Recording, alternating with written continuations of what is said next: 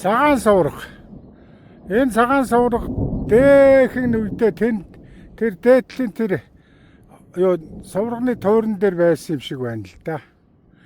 2014 онд Улзийд сумын 90 жилийн ойгоор Дэмбэрэл Мээрэнгийн үр ачнаар буюу Гиндэн тооныхан санаачлан бүтээн босгосон юм энэ суврагыг. 2014 он гэдэг чинь одоо 11 жил болж байна. Энэ нэр нь хувьсгалын үед бүтээгдсэн юм шиг байгаамаа. Анх. Энийг бүтээхдээ эмэгтэйчүүд нь төрхөөс эндэхгүй.